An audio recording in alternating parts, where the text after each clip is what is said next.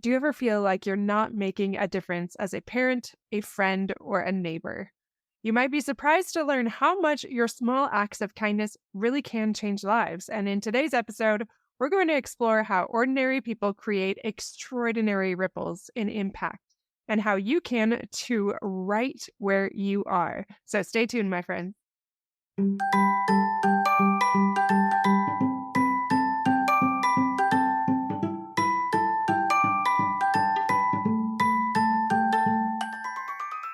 Hey parents, welcome to Fulfillment Therapy. Do you want to raise your kids better and have a stronger marriage? Are you up late at night researching marriage and parenting tools and self-care tips? Do you start each day hoping for deeper connections and less chaos, but it ends with family arguments and going 12 different directions again? My name's Kendra, wife, mom, therapist, and growth enthusiast. It wasn't until I discovered how to fulfill my unmet needs that I was finally able to show up as my best self as a spouse and parent. I realized that by meeting my needs, I could more fully meet the needs of my family with more energy and less resentment. In this podcast, I teach parents skills like boundary setting, prioritizing personal needs, communication, and claiming ownership. Just like my clients, you'll be shocked by the improvement in your marriage, parenting, and personal life when you focus on fulfilling your important, unmet needs. Ready to prioritize yourself so you can quit mentally throat punching people? Then grab those earbuds and head outside, and let's walk and talk.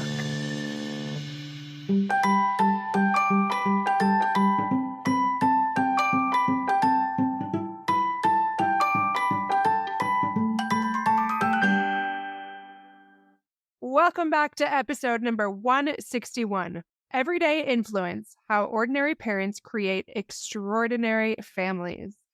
I was thinking about this podcast episode, and I have wanted to do it for a little while, just thinking about those everyday heroes. And I know we hear that phrase a lot, but someone said something in church the other day, and it kind of broke my heart. And I wanted to share some of those stories with you, these impactful people, and how we can apply that to ourselves and recognize there's so much more that we're doing that we're probably completely unaware of. So if you're feeling a little down, if you're feeling like you're messing everything up and you're just not making much of a difference, this episode is for you today. But before we jump into all that, I just want to remind you to check out our courses. We have 3 that are coming in January 1st.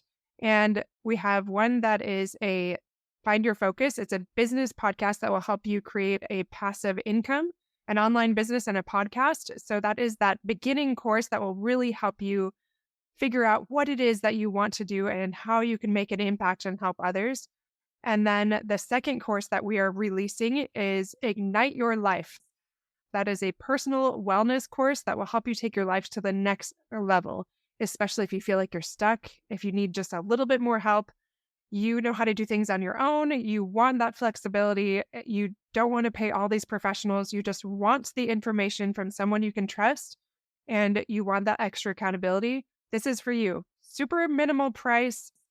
And I have poured my heart and soul into creating this for you to take your life to the next level. So check that out on fulfillmenttherapy.org. All right, now on to today's episode. I often get a lot of my ideas, first and foremost, from clients, second, from my personal life, and then third, somehow, the most magical places are in my car and in the shower. Like, I just get so much insight. I feel like I should just drive and take showers all the time because that's where all the information would come. That and my power hour or my miracle morning. For what it's worth, that's where this came from. And I was thinking about a youth leader in my church, and she was speaking in our adult group, our Sunday school class. She was talking about how she really felt that she would be more amazing. And so it made me laugh because I feel like we all feel that way. But she said, I just thought that I would be a bigger deal. And I'm not really a big deal. And she just went on, she did have a point to saying all that. She wasn't like complaining about herself or anything. But I was just amazed just sitting in that room because I thought, wow, this is an incredible woman. this is somebody that has massively changed my kids' lives. Like they recently went on this thing that they call Trek. It's like a 3-day camping experience where you do pioneer type of things. And it's really grueling and challenging. And my son really didn't want to go, or my daughter didn't actually either. Like it's not easy camping.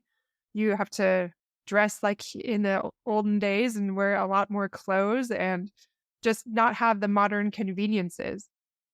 So it's not an easy camp experience. Well, anyway, this woman and her husband, all of the youth were fighting over having them as their leaders. Like they are so loved. They're so good at connecting with the youth and really building them up and helping them feel important, helping them feel loved, helping them feel a part of things. And in my mind, as I was listening to her, I was thinking, you are such a big deal.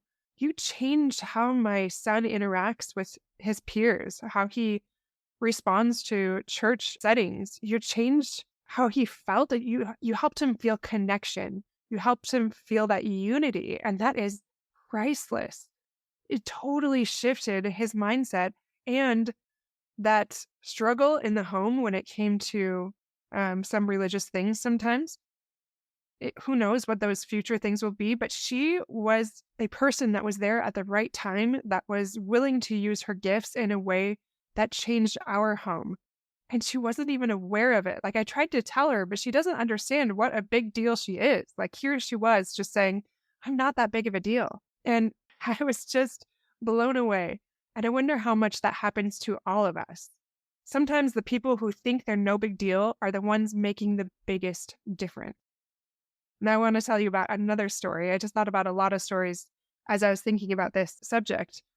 Nellie, the lunch lady. She was another beautiful soul. She is a beautiful soul. She was at my kid's first school, and she was so warm and loving and just adorable. This woman, she had a thick accent. I think she was from like Argentina or something. I can't remember. And she would always just strike up conversations with everybody and just very, very kind, just a bright light. And everyone felt that connection. They felt very special. And it completely changed the atmosphere of the school. Now, in her mind, I haven't asked her specifically, but I'm sure she was thinking, I'm just a lunch lady. I just do this small task. And yet she changed that environment completely. So in the cafeteria of life, I suppose you could say, it's not just about the food we serve, but about the love that we dish out. And Nellie really dished out that love. And hopefully that does not sound cheesy or anything like that. But I really felt like that. Anytime I saw her years down the road, like in the community, I just thought, man, that is such an incredible woman. She has so many gifts. And I wonder if she knows how brightly she shines and how much she has brought to other people. I hope that she does. And I wish I would have taken more time to let her know that. And then here's my last example. Frank, the janitor. Even just saying these names and talking about these people, like I'm just smiling so big thinking about them. So when I was in middle school, he was our janitor. And I believe he ended up switching and going to high school as well, because he ended up being my janitor for all of these years. And the student loved him. Like he was always giving us high fives. He knew all of us by name, despite the size of the school, and just was always asking questions about us. We felt so good to get his attention. And he just really did beam. This man, oh, such a good soul. There's one point in high school where he ended up in the hospital and just everyone rallied around. Everyone was nervous about him. I really think he was the most popular person in that school with all the students combined. Like, he was amazing. And the same for him. Like, does he know how many lives that he's touched? And he's a janitor. So whether you're a janitor or a lunch lady or somebody at church that thinks that you have no real significance, I wonder if that's really true. You don't need a fancy title to be the most influential person in the room. And so I want you to think about yourself in this regard. How are you changing lives without even knowing it? A lot of people, a lot of clients will be like, oh, I just don't want to get conceited. I don't want to think too much about that. I don't want to boast of myself when God has given me these things. And I think that's very exemplary. But I just want to say that very rarely do I see my clients the other end. I mostly see them being unwilling to see the good in themselves. And that's unfortunate because that can hurt us. And we're also modeling for our kids. We want them to know that it's okay to accept compliments and to see the good in ourselves and to magnify those gifts and those talents. Now, I've talked to you many times about the ripple effect and the butterfly effect, but I'm going to talk to you about them again because I love these concepts and it applies to this topic today. So, about our influence. So, if you don't remember what the ripple effect is, that is a situation where an event causes a series of other things to happen. So, our actions can affect others indirectly, like ripples spreading in a pond. Your actions are like pebbles in that pond, and those ripples extend far beyond what you can see. And the butterfly effect is very similar. So it's small changes that lead to significant and maybe even unpredictable consequences or even good results over time. For example, the flap of a butterfly's wing in one part of the world could eventually cause or a tornado elsewhere. So those small actions have these far-reaching effects or these consequences for good or ill. So a small act of kindness can change someone's life trajectory. Like in those 3 examples that I shared, like how many students needed Nellie the lunch lady's love? Like, especially in that school, there's a lot of kids that were really struggling, were very low income, challenging household situations. And same with Frank. He was helping people that were in the most awkward stage of their life. High school and middle school, like that's a rough time. You just feel so alienated. You don't feel like you fit in. Every one of us, even if you're the most popular kid, we needed somebody like Frank.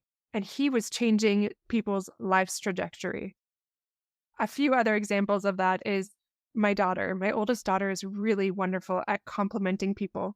And sometimes when I have just had a very long day and I am really struggling, she will give me like a sincere compliment and it will completely change my outlook for the rest of the day. A friend of mine just told me how her son was at the gas station and he had forgotten his wallet and somebody just gave him $20 and he's like, I can Venmo you right now. And they're like, no, you're totally fine. Like, who does that? That is so awesome. Like, you know how much just something tiny like that can change the way that you view the day or how you see others, like feeling more hopeful in mankind and the goodness around you. And then how willing you are to do that for another person. Another thing is, I might have shared this before, but I'm not big into social media at all. But there was one year, especially, I went on Facebook, I think it was, and I had so many sincere, kind, heartfelt birthday wishes, just like overwhelmingly so that I like teared up and I was just, oh my goodness, people are amazing. And I was just glowing. Like it totally changed my day. And I just felt like a superhero. I literally felt like a superhero. And I just thought then, I was like, how often do I take the time to do that to somebody else? Whether that's a text, a voice memo, even if it's so quick, it doesn't matter. It doesn't have to be big. Anyway, those are just a few quick examples of things that we can do. That single act of kindness today could change the course of someone's entire future. And I know you might be thinking, oh, let's not get ahead of ourselves here. Like $20 paying for gas or birthday wishes, that's not going to change somebody's life. Well, maybe not, but we've mathematically proven that like the flap of a butterfly's wing could change the weather and something else. Things matter so much more than we realize. I'm trying to remember exactly how it was, but I think it's like 3 degrees. I think that's what they were saying, where it changes up to 3 degrees of the things that you do in your sphere of influence. So if I'm understanding that right, then that is not just my own family, but it is even like my friend's family or my friend's neighbors. So like if I change that next person, that person can change people in her sphere of influence. So like it's beyond what you even see. And that's the part that I forget about. Like it does do that. And it shows that mathematically in all of the things that we're studying, that's what happens when we make those little changes. It's so hard to remember that, but it really is important. And I'll explain in a minute why that is important. every interaction is an opportunity to create positive change in the world around us, and especially in our families and truly our communities. So I really want you to focus on embracing your current situation or your current circumstances. Maybe you're feeling like that lunch lady. Maybe you're feeling like that janitor or that person at church that just doesn't feel like a big deal. I really want you to focus on making a difference now rather than waiting for ideal outcomes. Like, oh, I'm going to be a doctor someday. I'm going to go do this stuff, and then I'll really have an impact. Or when I have my PhD, then I'll feel like people will really listen, and then I'll really do the things that matter. I really want you to focus on blooming where you're planted. And this means realizing that here is exactly where you need to be. It's difficult to overcome comparisons and to not see where everyone else is and how much good that they are doing. I do it to myself all the time. I feel like I get tunnel vision a lot and I forget about serving my neighbors or signing up for that extra thing at church or whatever that might be. And I just feel less than sometimes. And I have to fight that. And social media can also distort our self-perception. So appreciate your unique journey and maybe get rid of social media or just don't look at it very much. Not typically a good thing unless it's something that's very building. But your journey is your own. So don't let someone else's highlight reel discourage you because often it's not that accurate anyway. Like even for me, sometimes I often worry that people think I'm too not human. I don't know if that's the right way to put it. That maybe I can't be relatable. Well, I promise you I'm more relatable than you realize. And I really try to hit that point, but maybe you don't get it. I also lose my temper. I also have a lot of regrets. I also feel less than regularly, and I try to manage that myself. So when I'm speaking to you, I'm speaking to myself. So please remember that. Another thing that will really help is cultivating that gratitude. So practicing gratitude can shift your perspective and increase that contentment. It's so easy to let go of that. And every time I remember and I try to shift that, it's amazing how much I improve as a mother. Like I instantly go from nitpicking them and reminding them of all the things they're not doing. Because let's be honest, kids are kids and there's so many things they're not doing. But when you do that one tiny shift, like just recently, it was just last night, I was like, okay, I've kind of been a momster a little bit lately with all of my deadlines. And so I really made an effort to do genuine compliments. And I was like, you guys have been killing your chores lately. Like you've been really proactive and just doing it and being cheerful about it. Like it's awesome to see. And I really appreciate that. That's like a major help in the family. And taking care of their pets. We have 2 cockatiels right now. We've had lots of other ones, but that they're being much more responsible about taking care of them. Just some other simple things, like my son is learning to juggle and he's amazing, and just genuine compliments about how well he's doing. And my daughter and her organizing, my youngest daughter, just anything I could do. And just doing those kind things to let them know how much I love them and I appreciate them. They need that. And often the ratio is a little bit skewed. I've talked to that. You want to shoot for that 5-to-1. And often we're like 1-to-5, 1 positive to 5 negative, but we want to do 5 positive to 1 negative. It's a tall order, but we can do it with practice. All right, the last thing I have for you today, my friends, is practical steps for blooming. I want you to cultivate that self-awareness. How do we do that? You can recognize your personal strengths and your passions to identify how you can contribute. For example, my friend at church, she can recognize, hopefully, maybe she's listening to this. I don't know. I'll have to send it to her. She can recognize that she is such a connector, that she is able to help people feel very loved. And for her to recognize that she has that ability, that she can lean in and seek for opportunities to connect and to help people feel like they are amazing because she does that so naturally. And that can be enough. Like she doesn't have to be so hard on herself when she's not like I don't even know what it is she's wanting to be, maybe a CEO or something, or maybe a doctor, whatever, where she feels like she's really more impactful or this amazing calling. I have no idea. Self-awareness really is the soil in which we plant our seeds of growth. What that means is when we are self-aware, we can grow so much more and we can find a place to contribute in a way that we were meant to because we were given these strengths for a purpose. The next thing is set intentional goals. Align your goals with your personal values. It always comes back to values and strengths, right? And set up SMART goals around those things. Like, okay, I am awesome at being a light bringer, a unifier. I'm really great at being positive. I can do that in my sphere of influence where I'm planted. I can just do it at school, whatever that is. Just focus on that part. And last but not least, embrace that imperfection, that imperfect action. Perfect is the enemy of good. Beautiful trees often come from imperfect beginnings. And in a previous episode, I've shared this poem on trees, and I believe that I rewrote it based on an inspiration from something else. So I'm going to read it again at the end just because it's so good. But before I end with that, I want to share this last thought, just in summary. Remember to bloom where you're planted and recognize your impact. You are impacting your family, your community, your friends more than you know. Please remember that.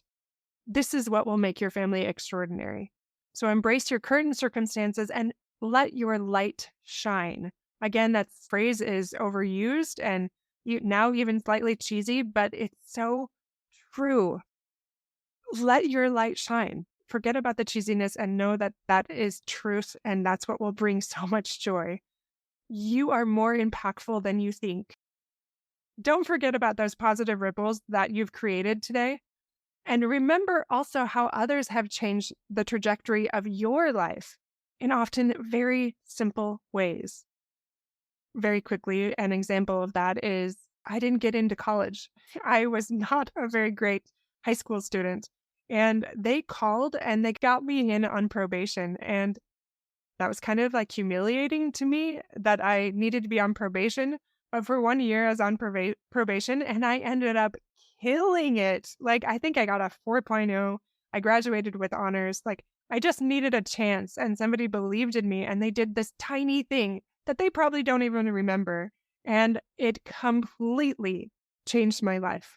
So thinking about that for you, how are you potentially changing other people's lives and who has changed yours? So I rewrote a poem by Douglas Malloch called Good Timber, but I did my own rendition of it. So it's inspired from that. The tree that never had to fight for sun and sky and air and light, but stood out in the open plain and always got its share of rain, never held a woodland crown, lived and died, potential drowned. The soul who never had to toil to gain and farm their patch of soil, who never had to win their share of sun and sky and light and air, never became a sturdy soul, but lived and passed in their small role. Good timber does not grow with ease. The stronger wind, the stronger trees. The wider sky, the greater length. The fiercer storm, the more the strength. By sun and cold, by rain and snow, in trees and beings good timbers grow. Where thickest lies the forest growth, where we find the elders there of both, as they hold counsel with the stars, whose broken branches bear the scars of many winds and much of strife. This is the eternal truth of life. And that does apply to the everyday influence because we are given different things to help us grow, to help us develop our strengths. And those strengths help others. Those ripple out and they create those extraordinary families. So my final encouragement to you is to remember your strengths and remember your power for influence, even when you think you're not a big deal. Best of luck, my friends. Thank you for joining me today. And just a quick reminder to check out fulfillmenttherapy.org or the show notes to find us in all the places. Maybe you want to be an intern with us next semester, or maybe you just want to sign up for coaching or our courses. Please check us out on fulfillmenttherapy.org, and I'll see you back here next time. Thank you, my friends. You take care.